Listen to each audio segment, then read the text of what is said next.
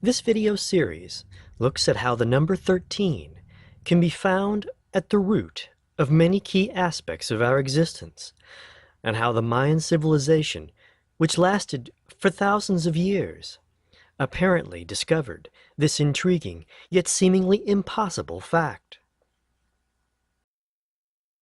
In my previous video, we learned how Venus, Saturn, and Jupiter all betray the number 13, with a direct linkage to mankind and/or the Earth.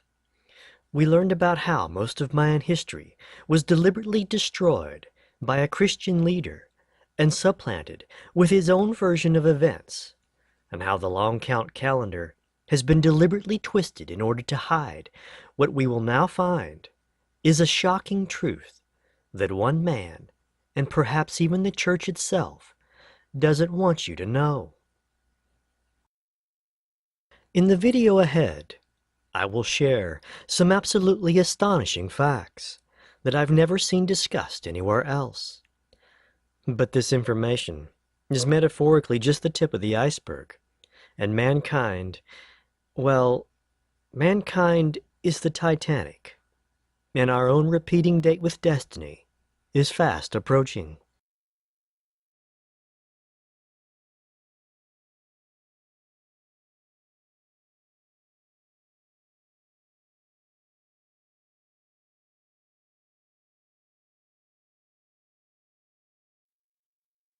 The Mayans were obsessed with time and understanding the cycles of time.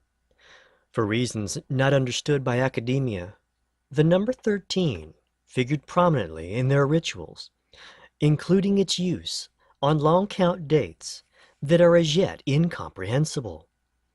For example, hieroglyphics at Yaxchilan reference a calendar round date with 8 leading 13s, while a stela at Koba references a date with 20 leading 13s. That latter date seemed to reference the beginning of the last age. Of course, if all those 13s were calculated as an actual long count date, it would be an astronomical number many orders of magnitude older than the accepted age of the universe.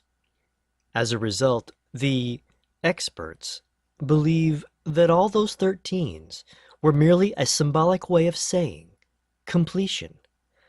But why would the number 13 mean completion?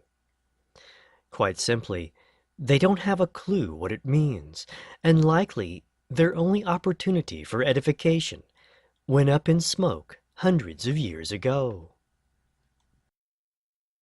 Much fear was artificially generated by the alleged end of the Mayan calendar that was slated to occur on 21 December 2012. Many believed that it would mark the end of the world. Obviously, if you are hearing this, that didn't happen. At least, not yet. Nevertheless, the date itself can be used for the purposes of the hypothesis I'm about to make. Given the reverence paid to the number 13 by the Mayans, and the fact that the last age both began on the 13th Ba'aktung and was believed by many to end after 13 Ba'aktungs, we can logically deduce that such ages are uniformly 13 Ba'aktungs in length. Therefore, using the numbers that I believe define the true length of a Ba'aktung, we can state that this would represent the completion of 2,080,000 days. Intriguingly, this is precisely 208,000 more days than would be expected if using the accepted value of 144,000 days per Ba'aktung. That's a rather interesting similarity with the total number of days, isn't it? A precise factor of 10? If we take these 2,080,000 days and then divide them by 360.25, the original biblical calendar length. Yes, I added 0.25 so that it accounts for the modern leap overlap. We get 5,773.768 years. On 21 December 2012, the Hebrew calendar date was 8 Tevet 5773. Tevet is the fourth month, so it should be around 5773.27, a difference of precisely half a year. However, the Hebrew epoch is likely 6 months to 1 year before creation. Even so, do you understand the incredible revelation this represents? We have a very close correlation between the Mayan and Hebrew calendars using their own systems of measurement.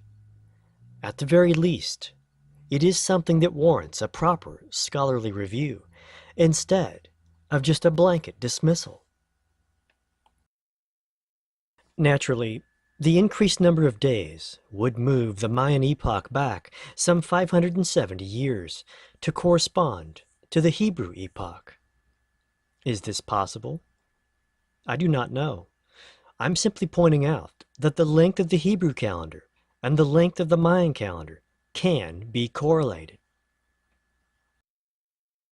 Hauntingly, if we take those 2,080,000 days and divide them by 360, the true biblical calendar length, without accounting for the leap period, we get 5,777.777, etc.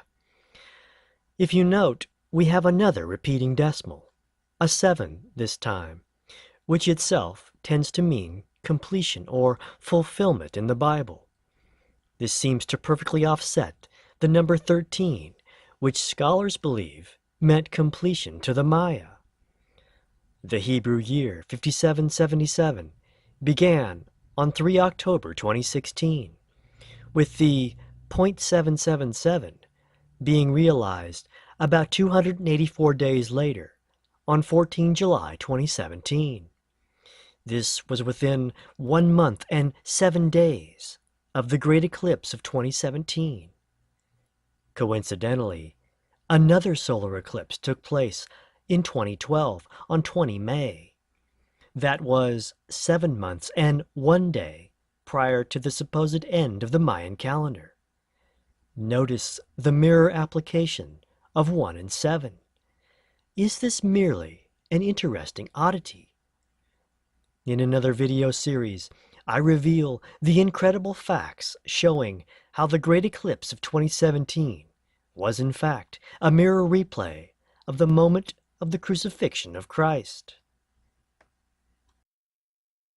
Do you comprehend the incredible implications of this discovery? Two mythological creation dates from two separate sources, using completely different calendrical systems, have been synchronized to within a few months. Could this be why Diego de Landa tried to destroy the written record of the Mayan culture?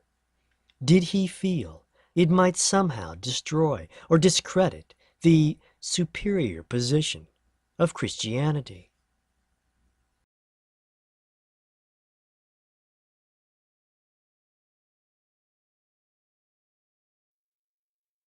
July the 4th, 1776. The date has been indelibly burned into the collective consciousness of all Americans. It was a defining moment when 56 brave men, representing 13 oppressed colonies, decided to commit treason against the Crown of England by declaring their unalienable autonomy, their intrinsic independence. But why this particular date? If we take that modified 13 Ba'aktung Mayan age converted date of 5773.768 years and divide it by our elusive 13, we are left with 444.136 biblical years, 360.25 day years, that is. If we multiply that figure by the common four seasons motif we've seen used again and again by the Mayans, we get the year 1776.544. If we then take that fraction of a year at 0.544 and multiply it by 365.25, to determine a modern calendar date, we get 198.696, or a rounded 199. The 199th day of the year 1776 was 17 July. 13 days earlier, the United States came into being on the 186th day. The United States, offspring of the marriage of 13 colonies, was born a product of rebellion 13 days too soon, in a year that ends in a summed 13. Are we to believe that that particular day was just a random date? Oh, I can hear your complaints, and I understand.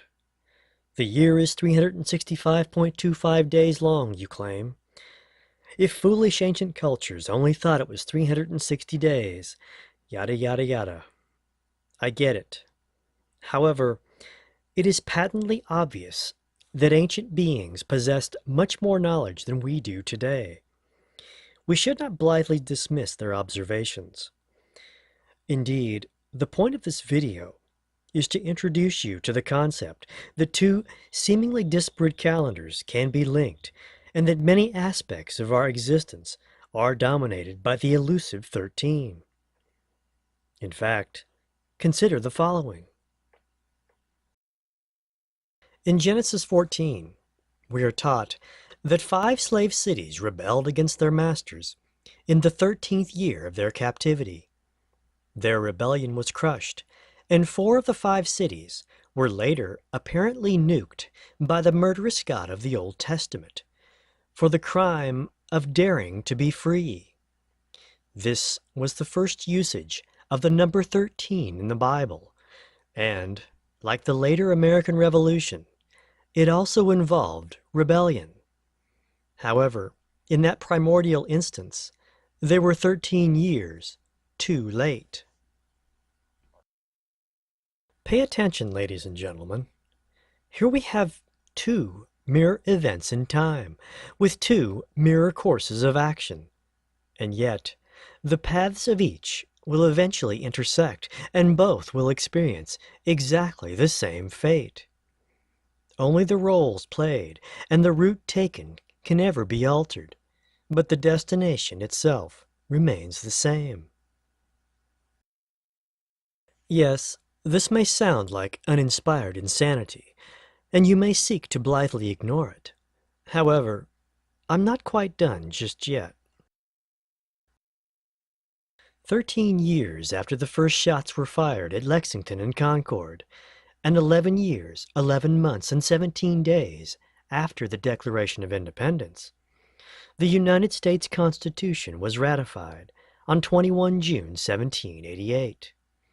This was precisely 13 days shy of the 12th anniversary of the Declaration of Independence. 13 days shy of the beginning of the 13th year.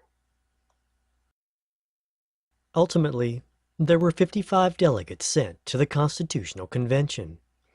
Of those 55 delegates, 39 actually signed the document. 39 is the number of birth, as it represents the number of weeks in a typical human gestation period. It is appropriate that the number defining the birth of man, as mythically provided by the law-giving Lord, would be used by man to give birth to law. Man was acting in the image of the gods. Of the 39 signatories, 13 were Freemasons. This was precisely 1/3 of the total signers. As such, again we find that the third part was responsible for leading the sheep to the desired destination. If you want to know more about the third part, please review my other video series on the Great Eclipse, or check out my books. And so it was that 13 Freemasons signed a document 13 years after the first shots were collectively fired by 13 angry colonies that eventually decided to declare their independence in a year whose last two digits sum to 13. Unfortunately, that Declaration of Independence came 13 days too soon, as did the ratification of the Constitution. With that, we begin to see a definite pattern with respect to the elusive 13 that seems to define an invisible barrier keeping us from something as yet unattainable, our true freedom.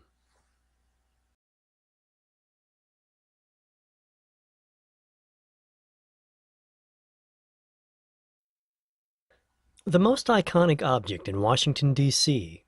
is arguably the Washington Monument. At 555 feet, 5 inches high, the massive obelisk dominates the skyline of the federal city. While ostensibly created to honor the first president of the United States, we are left to ponder its true meaning. In my earlier video series on the Great Eclipse, I revealed one of the major esoteric secrets of this monument. Now, I will reveal another. 48 years after George Washington's death, the first cornerstone was laid for the monument bearing his name. This took place on 4 July 1848, the 72nd anniversary of the Declaration of Independence. Waiting 72 years to begin construction provided a major clue to uncovering its true occult purpose. Given that the Washington Monument looks like a giant number 1 and that it purports to honor the first president, obviously the numbers 1 and 72 must somehow be linked. To what might it refer? Quite simply, it bespeaks the beat of a heart.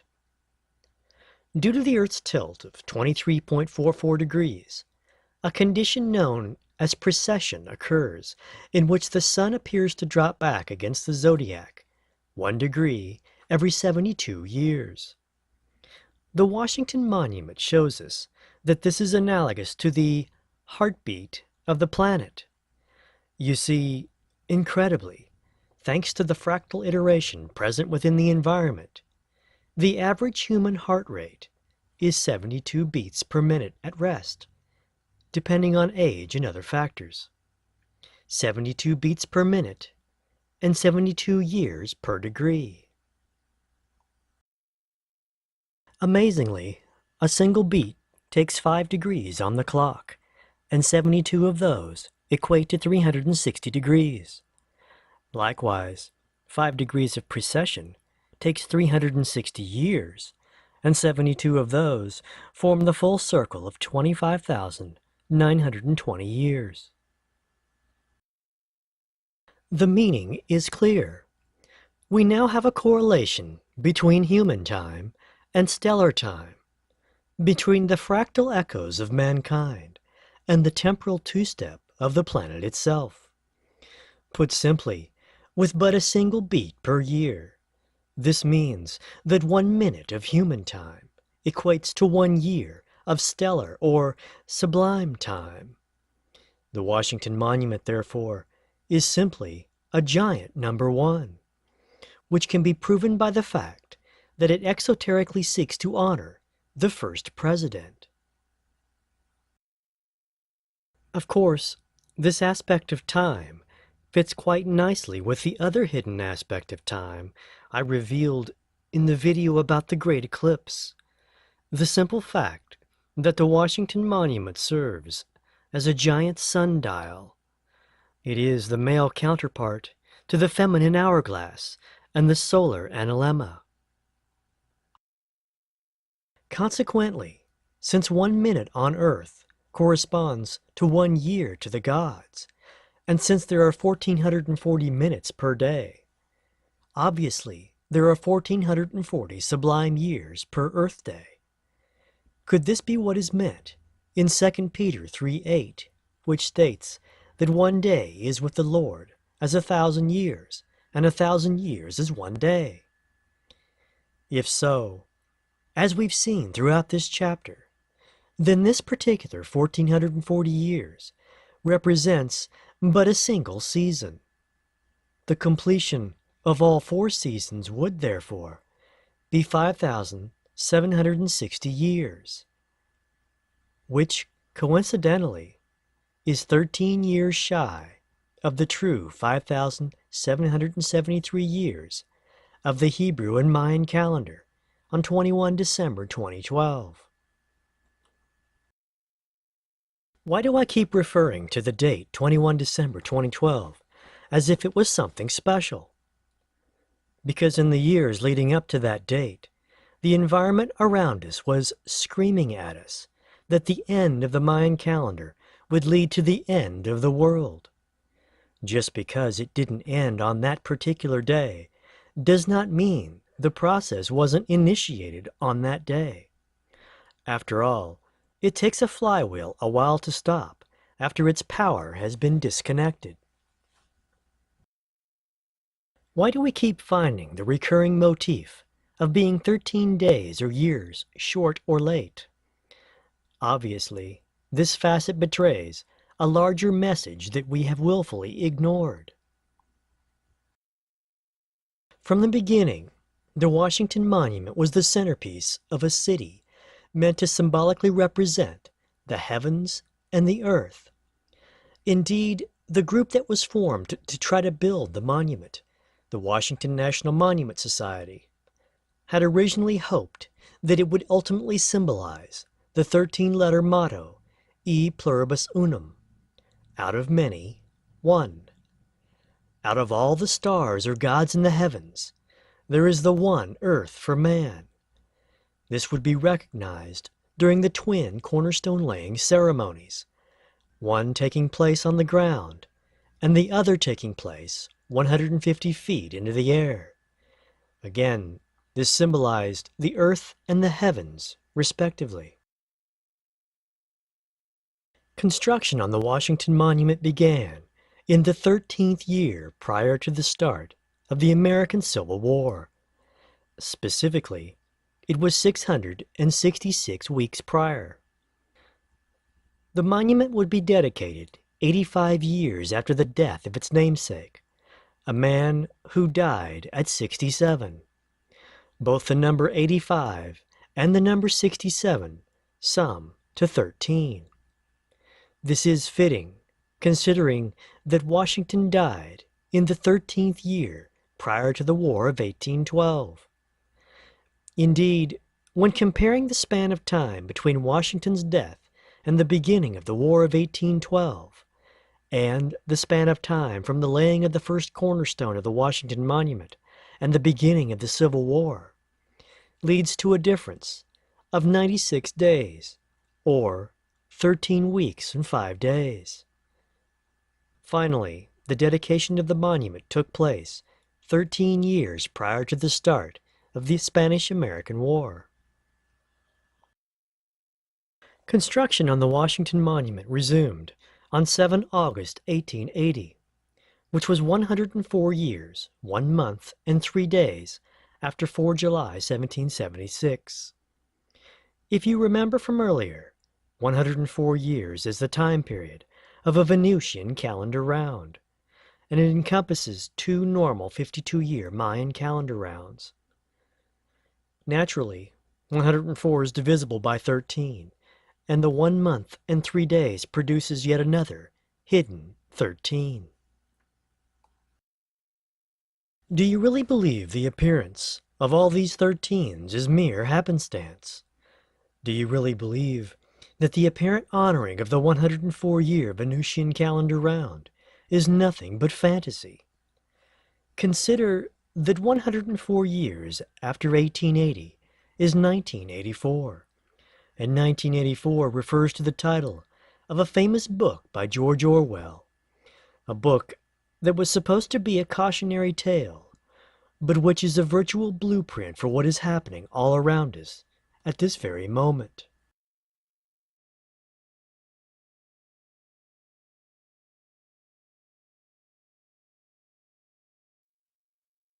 This has been but a brief introduction to the inescapable presence of the elusive 13 in every aspect of our existence. As we've seen, it has been an integral part of our history and our rituals, even included in the orbits of the planets and in the creation of man. It uniquely and innately defines us.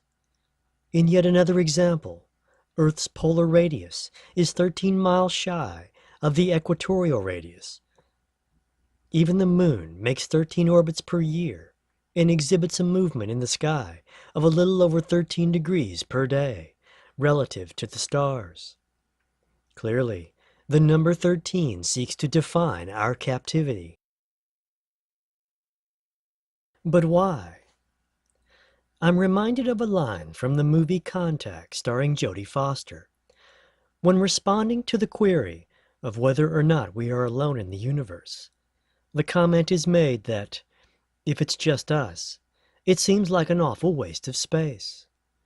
Well, from what I have just revealed, it does seem as if the universe itself, at the very least, our little corner of it, was indeed designed specifically and exclusively for the stage of humanity. Could this be why there doesn't appear to be any detectable alien life anywhere else?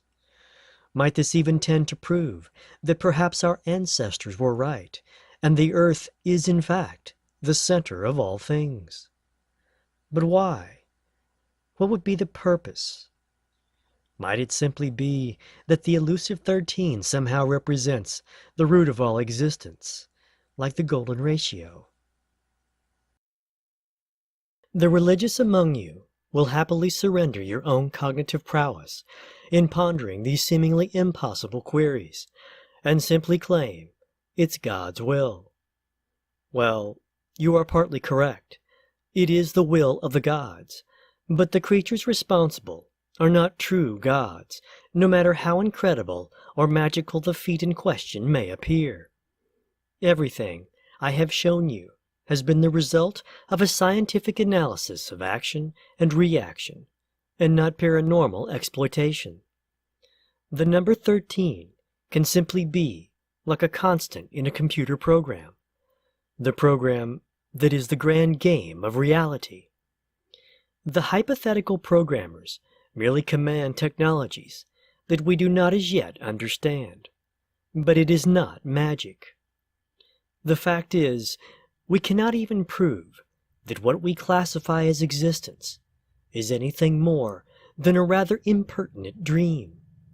Even Einstein commented that reality was merely a persistent illusion. Games or dreams? Reality or fantasy? Is the elusive 13 simply an Easter egg carefully implanted in everything and in every place? Some of the ubiquitous and enigmatic mysteries that permeate our environment were revealed to the great teacher, Christ, by the so-called angels who were sent to minister to him. He then taught those around him using a technique consisting of parables and allegory. This wasn't done to confuse his audience or to represent abstract ideas in a corporeal manner. He was attempting to reveal how the gods communicate with the herd, not direct and in your face as science would insist you to believe, but indirect and behind the scenes, in a feminine fashion, like the whispers of a gentle breeze or the vista of a dream. Don't concentrate so much on what is on the surface, but carefully lift the veil and dare to gaze at who or what lay beneath. Duality rules the roost, and there is always a story above and a story below. Your reality, therefore, teaches you what 13 truly means. For example, at the Last Supper, the attendees consisted of 12 disciples and Christ, the 13th. The latter was betrayed, accused, tried, and crucified. In Judaism, the male child comes of age at 13 and is then answerable to the law. In a similar manner, most criminal trials consist of 12 jurors and the accused, the 13th. The common element is that 13 refers to a defendant that is consigned to some form of legal judgment. Judgment Day itself is used in the Bible to refer to the end of days, when vengeance shall be exacted. While awaiting trial, most defendants are placed in a prison cell. The human body is a prison for the soul, as it resides within your chest and behind a cage. The earth itself, with its 4 seasons or 4 walls of 13 weeks each, serves as mankind's collective cage. Overhead, 12 constellations serve as jurors for the pitiful band of man consigned to inhabit the sole island of life in a perpetually dead universe, the Island of Souls, the Island of 13. Could our existence on this world simply reflect the trial of mankind? Or perhaps, more appropriately, the trial of Adam? Could it represent the application of a sentence used to reform a prisoner by breaking him down or dividing him? After all, Adam was first divided to create Eve, and then all subsequent divisions represent the disassembled parts of the original accused. In essence, we are all Adam, weakened yet multiplied, humbled yet magnified. While you might disagree with this philosophical fantasy of mine, the name does mean both red and mankind. If the mythology surrounding the Garden of Eden narrative does indeed reflect some manner of truth, could the character of Adam have originally been a criminal, and thus are we therefore also chained by the bestowal of some original sin? Was this mysterious crime simply the fabled theft of knowledge from a forbidden tree in Eden, or could it have been something more, something even more primal? If I am correct, 13 would appear to define the walls of a prison. It's a cruel bit of irony that the 13th Amendment to the U.S. Constitution would abolish slavery, when in fact, the number itself seems to establish our slavery and servitude. Then again, the truth, of course, was carefully hidden within. You see, even the 13th Amendment recognized that slavery and servitude were legal if used as punishment for a crime. But what was this hypothetical crime, and what exactly is the elusive 13? The answer to the former is the death of worlds, a topic expanded upon in my books. The answer to the latter, and the reluctant subject of this video series, is actually quite simple. The number 13 is a mark of property. Consider, one of the names the Israelites called their God was El. When you look at El in the mirror, it creates the number 13. That's right, ladies and gentlemen. El is 13. It's the mark of the beast, the malevolent mark of the gods.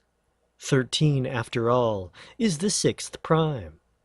Adam was created on the 6th day, and mankind is defined by a trinity of 13s, the 39 weeks of gestation, just as the mark of the beast was a trinity of 6s.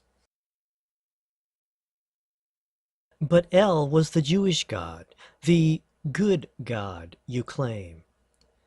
On the contrary, a careful examination of the biblical record will show that contrary to the words spoken, the actions of El reveal that it was the biggest murderer in the Bible. Most religious folk have been taught that the God of the Old Testament and Christ were one and the same. But even within a few decades of Christ's death, a man named Marcion began to question that narrative and concluded that it was all a lie. Christ's own words reveal that the Jews worshiped the devil, and not long after that statement was uttered, he would be dead. The Bible, you see, is one of the greatest books of mirrors ever created.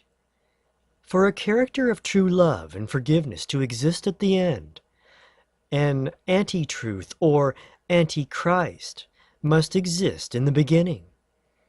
Even Christ's murder was spun to reveal that his death was meant as redemption for an earlier crime, thus lending credence to 13 being a mark of property. Contrary to Western superstition, 13 is a very lucky number for the representatives of the third part in Judaism. For example, Jacob had 13 children. There are 13 attributes of mercy. There are 13 articles of faith. As stated earlier, a boy comes of age at 13 at his bar mitzvah.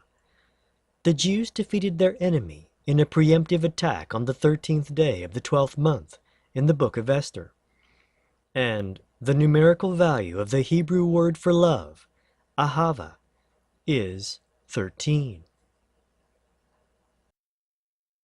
The God of the Old Testament, the God of the third part, is the owner of a herd of human cattle.